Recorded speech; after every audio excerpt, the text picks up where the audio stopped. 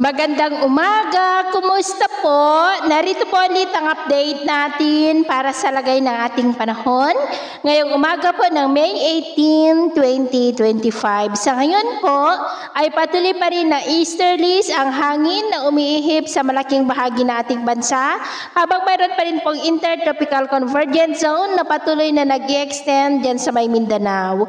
At ito naman po ang pinapakita ng forecast model natin pong ginagamit hanggang po sa susunod na 2 linggo. At sa lagay ng ating panahon, ngayong madaling araw po ay may malalakas na mga pag-uulan na sa ilang bahagi ng Davao Region at ilang bahagi po ng Sorsogon. May isolated light to moderate rains rin sa ilang bahagi ng Caraga, Northern Mindanao, ilang bahagi ng Zamboanga Peninsula, Sulu Archipelago, Eastern Samar, Leyte, Bohol, Cebu at Aklan. At mamaya po ay sisikat naman ang araw sa malaking bahagi ng ating bansa. Mainit at maalinsangan ang panahon, pero may chance pa rin ng cloudy skies with isolated light to heavy rains sa may Davao Region, Sorsogon, ilang bahagi ng Caraga at Zamboanga Peninsula, at maulap ang kalangitan na may mga pulo-pulo na mahinang pag-ulan sa ilang bahagi ng Eastern Samar, Leyte, Bohol, Sorsogon at Quezon.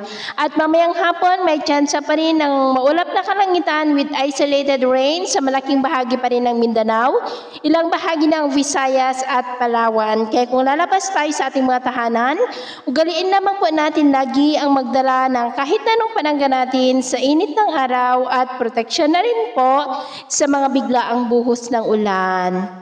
At sa atin naman pong mga baybayin, wala naman po tayong nakataas na namang gale warning signals, pero iba yung pag-ingat lamang po kung papalaot tayo para po mas makaiwas sa mga sakunang pangkaragatan. So, ito lang latest update natin sa araw na ito. At pumili si James na nagsasabing sa kahit na ng pagsubok po na darating sa ating buhay, huwag na huwag po tayong mawawalan ng pag-asa. Thank you and God bless!